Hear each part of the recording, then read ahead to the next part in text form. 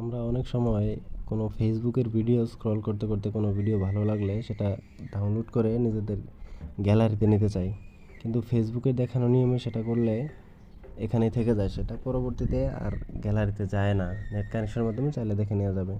কিন্তু আমরা আজকে শিখব কীভাবে কোনো ভিডিও নিজে সেভ করে ডাউনলোড দিয়ে নিজের গ্যালারিতে নেওয়া যায়। সো চলেন শুরু করা যাক। আমরা ধরে নিচ্ছি এই ভিডিওটাই ডাউনলোড করব। সো ভিডিওতে যাওয়ার পরে এখানে থ্রি ডট মেনুতে ক্লিক করে কপি লিঙ্ক করে নিব। ব্যাস, এখানে কাজ শেষ।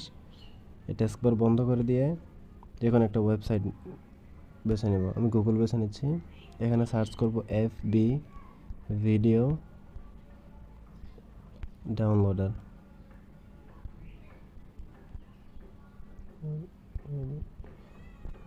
সার্চ করলে এখানে দ্বিতীয় যে ওয়েবসাইটটি দেখাবে স্ন্যাপসেভের, এই ওয়েবসাইটে চলে যাব।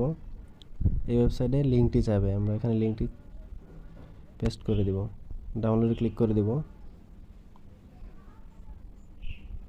তাহলে এখানে দেখাবে যে আমি কোন ফরম্যাটটি ডাউনলোড করব। আমি 720 PHDতে ডাউনলোড করে নিচ্ছি। ডাউনলোড আইকনে ক্লিক করলেই উপরে দেখাবে ডাউনলোড ফাইল। এ তো ডাউনলোড হয়ে গেছে, ওপেন দেখাচ্ছে। ওপেন করলেও ভিডিওটি চালু হবে, অথবা আমি আমার গ্যালারিতে চলে যাচ্ছি।